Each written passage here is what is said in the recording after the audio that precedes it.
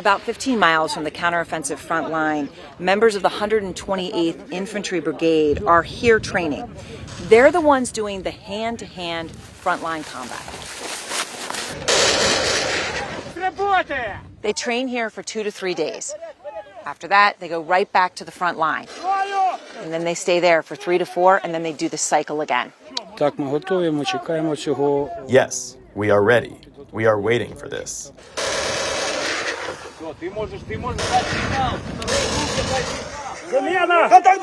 What you're watching right now is them actually practicing storming a Russian trench. So this is what they would do, actually going in to take over an enemy trench.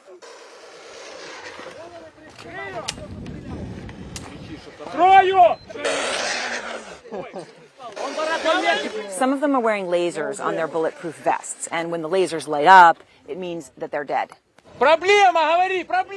Nathan was working at an online retailer before the war. After fighting the past year, he's now a trainer. It's very important, even for defense. You already know the tactics of your enemy, what they will do. The front line, of course, is massive, but most of the fighting is happening in incredibly small spaces, just like these, along tree lines on the counteroffensive front lines. What these soldiers are doing is actually practicing laying tripwires with grenades on the end, and that is what so much of the combat is right now, both offensively and defensively, finding and laying these tripwires.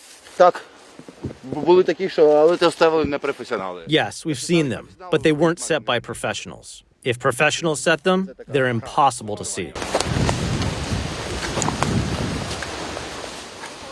With real artillery booming in the distance, these troops are practicing. They come into the forest. They're practicing to see if they can find those traps and practicing to see whether they'd live or die.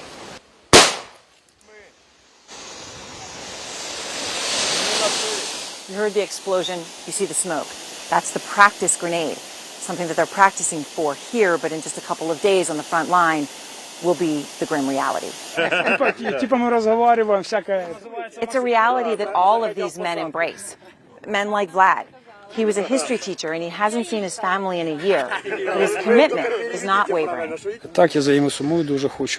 Yes, I miss them. I really want to see them, but not later. A little later, after our victory.